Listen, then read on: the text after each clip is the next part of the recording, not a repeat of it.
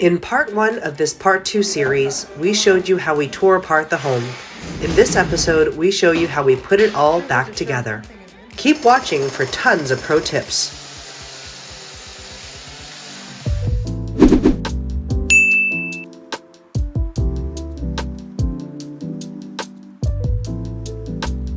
You may have seen this wall before, but this is sort of my signature V wall. We had that put in by a carpenter, and our painter sanded it and painted it. The color we're using here is by Behr. It's called Milkweed Pod, and I love how it contrasts with the backsplash on the other side of the room. It just feels very warm and comfortable. On the walls, we've opted for our favorite white color at this moment. It's called Sherwin-Williams Incredible White. So this is the original fireplace, but it had the kind of hill country stone facade on it. So what we did is we were able to make it look a little more modern. We took off the original mantle, put some new tile up at the top, kind of have a nice marble look. So believe it or not, this is actually original. We love the design of it, and we love the glass. We just had to touch it up, sand it down, and repaint it. It was in great shape, it just needed to be refinished. So we finished this, left it in there, and also used some cedar to put in a new mantle to give it a modern look. So I really like the way this turned out. They're also really expensive. So this is our powder room, and we want to make it really nice and modern. We went with a wall mount faucet and valve, which looks great. Now, typically, you always have to have somewhere to shut these things off when you need to work on them. Now, typically, you would have this down in the cabinet, but with Vivian's design, with a floating cabinet, that made it very difficult, plus all the drawers to be able to put the valves in there. So luckily, with the closet being directly behind here, we were able to put the angle stop valves to turn the water off in the closet behind here. So this is the secondary bath in the house. If you notice, we've actually matched the same quartz throughout the entire home. I feel like that's just a really thoughtful way to design a place rather than trying to use remnants. So this is a white quartz, and to pair that, we've focused on getting white flat front cabinets as well. I just thought that with a children's bathroom, white seemed to be more durable than black, if that makes any sense. One of the things that's really big in design for 2022 is large format tile. So I wanted to have a really nice modern format. So these are 24 by 48 inch tiles. These are original built-ins. They were oak. They were nice, they were beautiful, but they were a little dated looking. So what we wanted to do was keep them, but the old door fronts were just a little too old school for us in their shape. So did a little research and figured out how to do a flat front, kind of a European style cabinet. I had to buy a special jig, and obviously I had to cut the pieces and buy the special hinges, but I think they turned out pretty well. So here's the hinges. So the jig I'm talking about actually sets it up perfectly for the depth, both this way and the drill depth. So it comes with the perfect size bit. That way you can drill exactly where you need your hinges, which allows them to be completely hidden when shut and they're soft close. So this is a 1946 Smith Corona clipper. You're probably wondering why I'm talking about this. This was an interesting piece. So the first house we ever purchased in Austin, we found this in the attic, and it had the case and everything. It still works. It's a big, heavy, original USA made industrial, kind of portable typewriter, but it's become kind of our good luck charm, so to speak. So every house that we list on the market, we put this in there, and we always say, we type onto it, welcome to the location that it's at.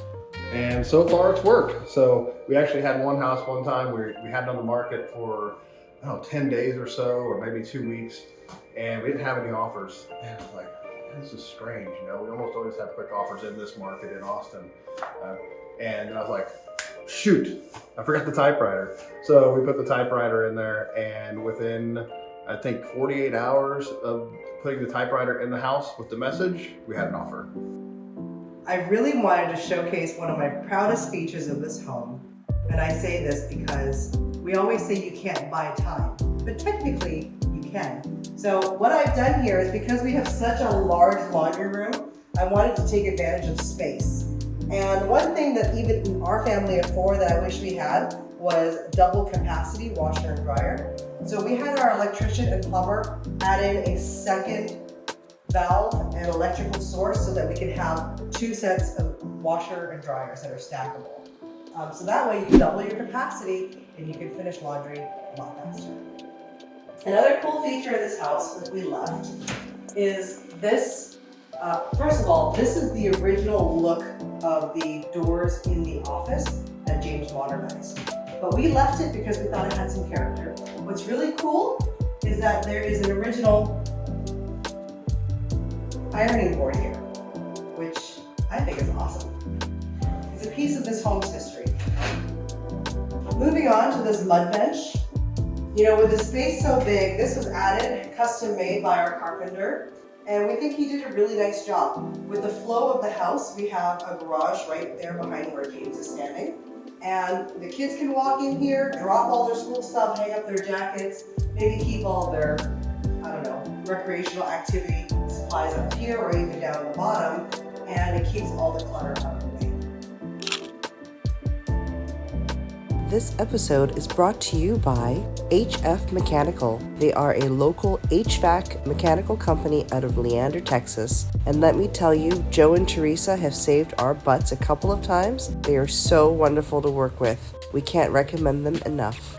This is the master bathroom, and when we purchased this home, they had a little different layout. It didn't work for us. The original door was about here, and where this is, almost exactly where this door is, where the old, one of the vanities was, and a sink, about right here. And the reason we moved this over is because the toilet was not enclosed. And for us, in a high-end home like this, there's no way that we can't have the toilet enclosed in the master bathroom. So we reframed this, moved this over, rerouted the lines, and we had to reroute some electric, we had to reroute some water lines, but it allowed us to open this up,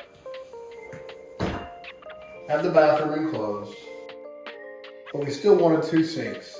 So we took what was 1 sink here in the center, made this vanity into a 2-sink vanity for his and hers, and I think it worked out really well.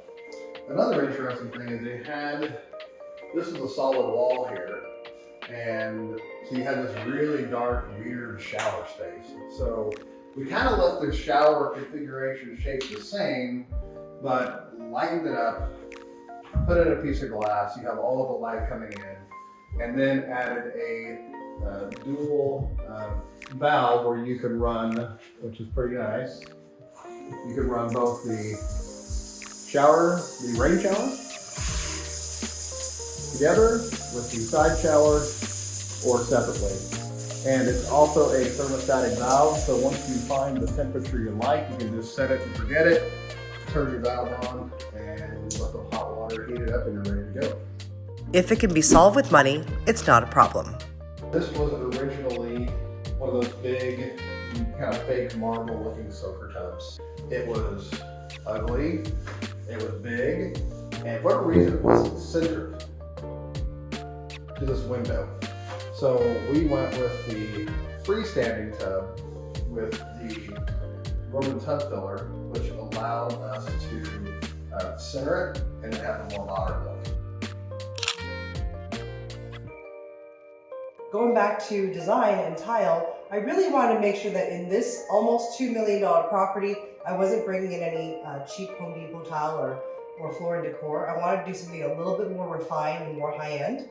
And so I chose this taupey colored vein tile, also 48 by 24 inch. I really, really love the look. We have a very, very tiny grout line here, which makes it look almost like it's seamless. And it gives it a warm, comfortable feeling. And if you remember, James had mentioned here that the vanity. There used to be one on this side and another on that side. In lieu of the vanity, we've now replaced it with an extra closet space here for linen space. So we had a traditional closet in here, very builder grade, but we added a custom closet so that you could have, hanging up on top and on bottom, along with pull-out drawers for all your underwear and stuff. The design for this house was especially important because this home would be selling for nearly $2 million. After working with 4 other tile companies, I decided to work with Builder Supply Group right here in Austin, Texas. Builder Supply Group operates in a showroom setting, so I was a little bit intimidated to contact them, thinking the price point would be too high. I was delighted when I found out that they had a great offering of modern tile finishes with the perfect price point I was looking for. I loved working with Amanda in the showroom, who showed me how to put together warm finishes with a modern feel. We purchased all the tile from here except the fireplace tile. These were windows here, just one single window if I recall. And the only way to exit the back of the house was through this one side door from what is now converted to the dining room. That obviously wasn't going to work for us. So we went with a nice sliding glass, which goes out to, this was the only back patio you had here. You see where I'm standing. So we added a huge patio back here for the next owner. And this will allow them to add an outdoor kitchen and have a little space to barbecue.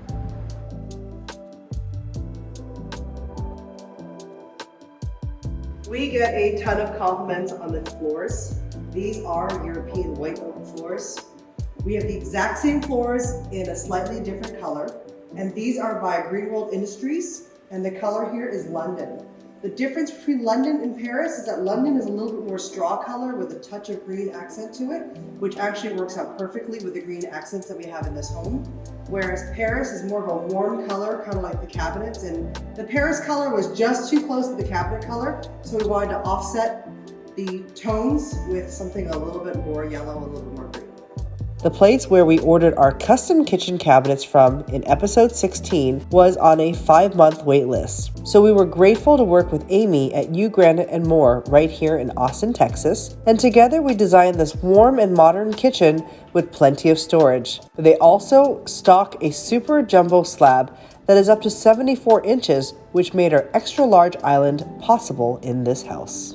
All right, when we started on this house, this room was entirely shiplap, so we left the shiplap on the ceiling, painted it black, which looks really cool. I love how that turned out. We had to get rid of all the other shiplap. It was just too dark, it was too much.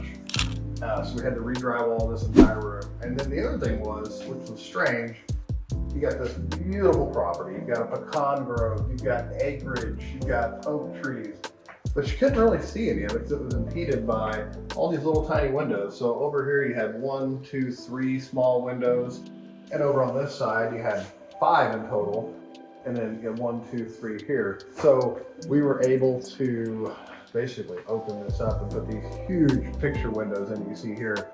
So now you can look out and see your beautiful property.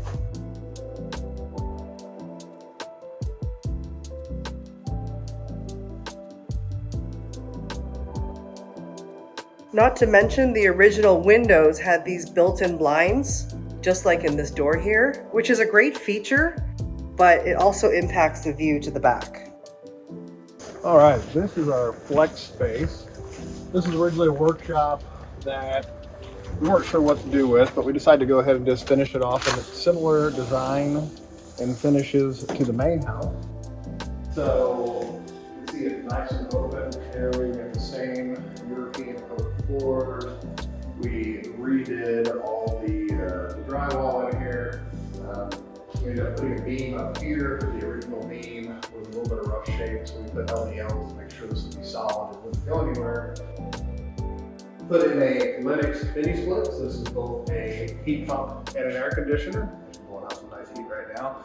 And we insulated the whole thing. So we actually did some blow-in at the top as well, so it's fully insulated. You do have an attic ladder, so it gives you some access to some extra storage as well. And yeah, I think this would be a great spot. You know, if it were my house, I'm thinking shuffleboard table, maybe some video games, a pool table. Somebody might want to use it for a gym, art studio, yoga studio, whatever you want. If you really wanted to, we considered it but decided not to.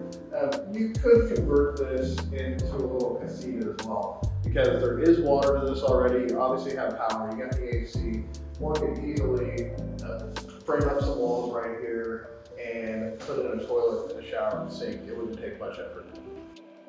Landscaping, we did do a little landscaping here. We had to clean out these beds here. These were overgrown with roses, so we cleaned all those out, added some nice black star gravel, just added some small maintenance-free shrubs here. What I wanted to do, and the goal was to make this a very low maintenance landscape. So just went with some black star, added the paver so you had a nice entrance into the house, and used a nice metal edge around the side, which will last for decades.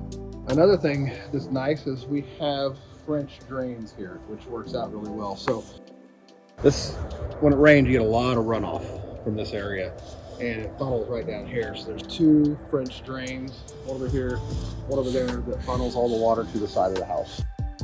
So the original posts were just painted white. They were nothing special. They were, probably little 4x4 posts. So we had our carpenter come in and modernize them with some nice cedar. We added a cool little ledge here just to give it a little texture, and I think it turned out really nice. This episode was made possible by Builder Supply Group and Granite More. And this is the story of our 21st project.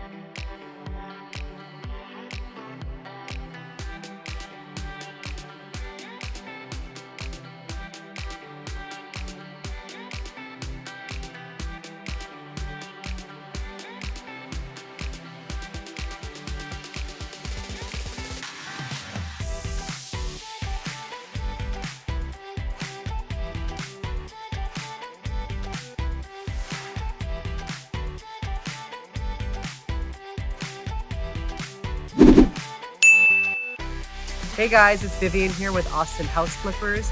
We've been working really hard on creating content for you guys. I hope you're enjoying what you're seeing. Please like and subscribe for more upcoming content where we find ugly old homes and flip them into something spectacular.